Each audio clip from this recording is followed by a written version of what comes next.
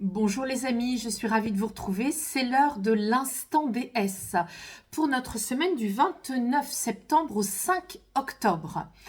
Alors, quelle va être la déesse qui va nous soutenir, nous apporter des enseignements pour notre vie au quotidien? On va regarder ensemble. Je vous rappelle que ce jeu, je l'ai créé très récemment. Je l'avais créé déjà en 2015, mais je n'avais pas trouvé l'illustratrice adaptée et je n'avais pas trouvé non plus l'éditrice adaptée à ce jeu parce que je voulais conserver 77 cartes.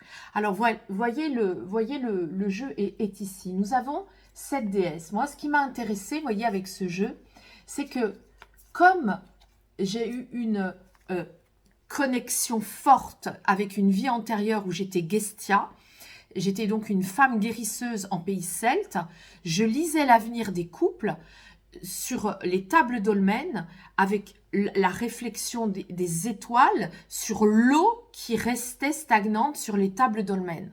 Et j'avais des louves. Et je travaillais la nuit.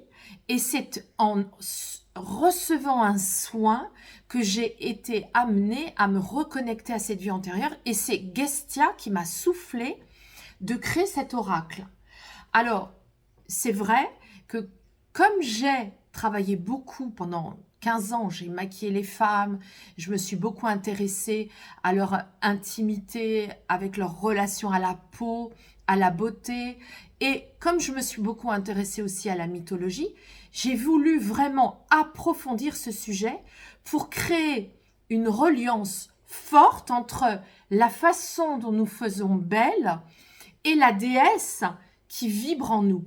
Et pour découvrir cette déesse qui vibre en nous, j'ai créé justement un outil, un outil avec des questions, un outil, vous voyez, un questionnaire en fait, qui va vous permettre justement de découvrir celle qui vibre en vous. Donc vous avez une déesse en fait primordiale, c'est votre déesse principale, on va dire, et qui va donc être en force, hein, puisque c'est elle qui correspondra à le plus de points que vous allez additionner, mais vous avez aussi les autres. Hein, ce qui fait que, admettons que vous ayez Aphrodite, moi je vous montre mes déesses hein, dans l'ordre. Moi j'ai Aphrodite et j'ai Athéna, Héra, alors je vous montre mes déesses dans l'ordre. J'ai Déméter en dernier, Hestia et Perséphone en deuxième. Ok. Et Artémis en dernier. Voilà, donc je vous montre mon éventail des déesses pour que vous compreniez comment fonctionne l'oracle. Admettons, vous verrez, en faisant le calcul dans le livre, page 43, je pourrais vous montrer tout ça justement sur le Salon Zen cette semaine parce que j'y serai le vendredi et le samedi, 3 et 4 octobre, et je pourrai vous faire votre questionnaire pour que vous puissiez découvrir quelle est votre déesse. Donc, voyez-moi, en 1, j'ai Aphrodite. Ok. En 2, j'ai Execo. En 2, j'ai Execo. Je ne vous l'ai pas bien mis, mais j'ai Perséphone. En 2, j'ai Perséphone et Athéna. Hein, ce qui me rend, vous voyez, ce qui me rend donc ici très excessive en tout, mais en même temps beaucoup dans l'enfant intérieur, la création, etc. Hein, créativité plus exactement. Donc on est avec le tempérament d'Aphrodite, mais vous voyez, en ex-aequo juste après, j'ai Athéna qui est très organisée, donc ça parle aussi de mes diaporamas, de ma façon de travailler aussi, je mets vraiment en deuxième position, hein, c'est presque pole position aussi, et Perséphone qui est la médium. Hein, donc on voit ici que ça correspond bien, en tout cas moi je me retrouve bien dans ça. Donc ce sera à vous de découvrir comment vous vous retrouvez, et ensuite j'ai Héra, donc c'est vrai que j'ai été mariée, j'ai Hestia, Déméter, je n'ai pas beaucoup aimé faire les courses, le ménage, etc. Et en dernier, Artémis, moi la nature, j'aime bien la voir en restant dans la voiture. Hein.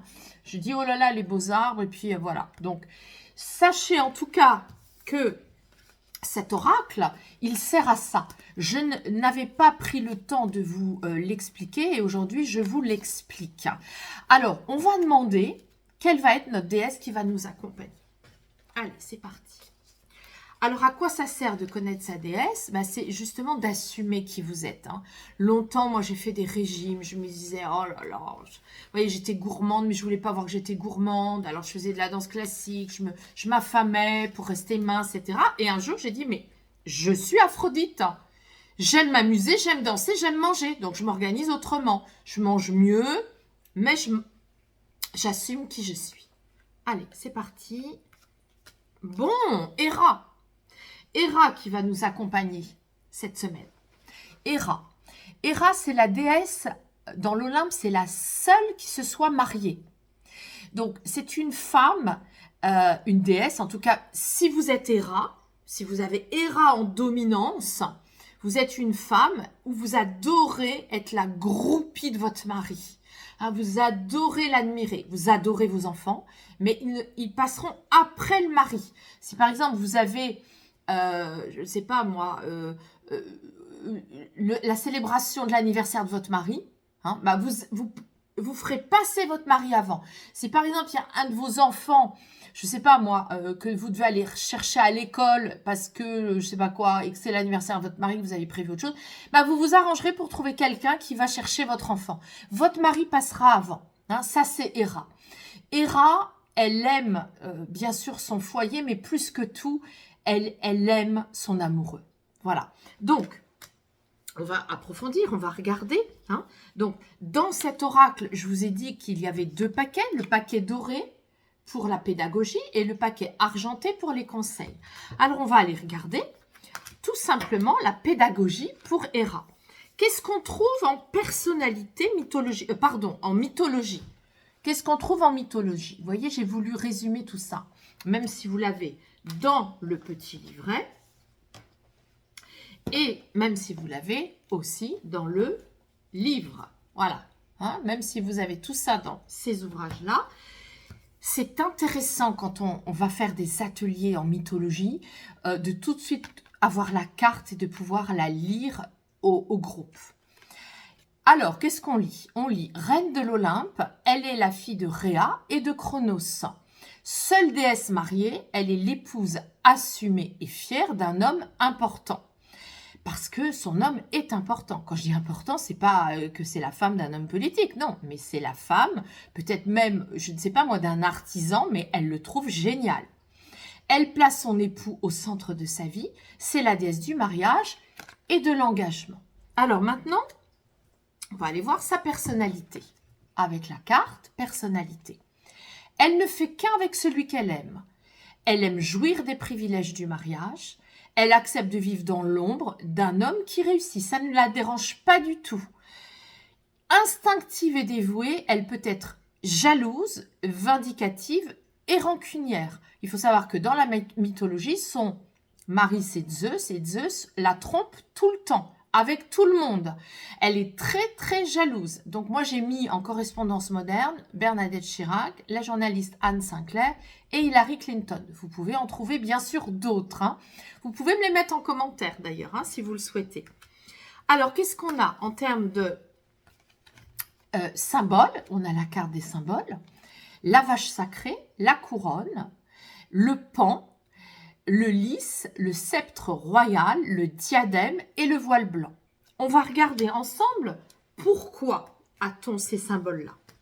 Je trouve que c'est intéressant par rapport à Héra de voir pourquoi il y a ces symboles-là et de vous les dire, parce que justement, ça permet d'approfondir la mythologie de manière plus accessible et moderne. Alors, Héra envoie des serpents pour punir la nymphe Io d'être la maîtresse de son mari. Et celui-ci la transforme en vache pour la protéger de sa femme.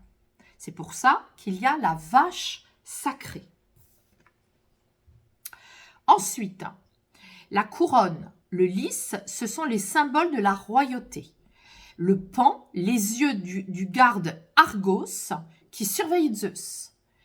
Et le diadème, le sceptre et le voile blanc, c'est parce qu'on l'appelle aussi la déesse au bras blanc et cela représente le mariage. Voilà.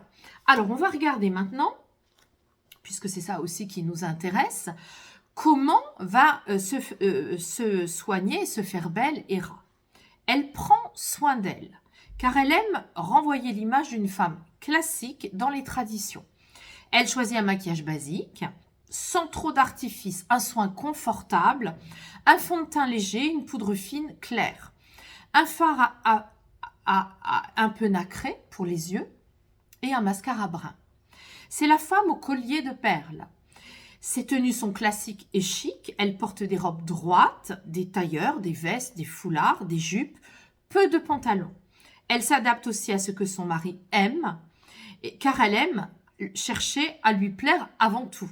Et donc, s'il est rock'n'roll, elle peut aussi devenir rock'n'roll. Si vous voulez, moi, ce qui m'a intéressé, ça n'est pas de vous enfermer dans un carcan beauté en fonction de chaque déesse, mais c'est de vous donner le tempérament de la déesse et d'adapter la beauté à ce tempérament. À vous aussi d'y mettre vos curseurs, bien sûr.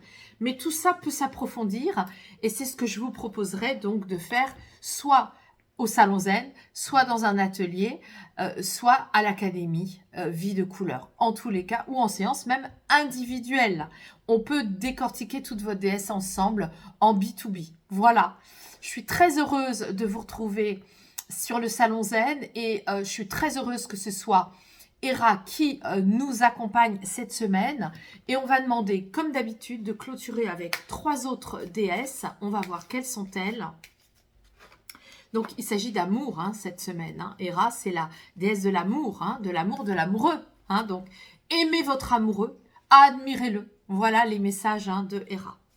Alors, quels sont les 3 autres conseils donnés par d'autres déesses? Très bien, on a Déméter, Perséphone et Déméter.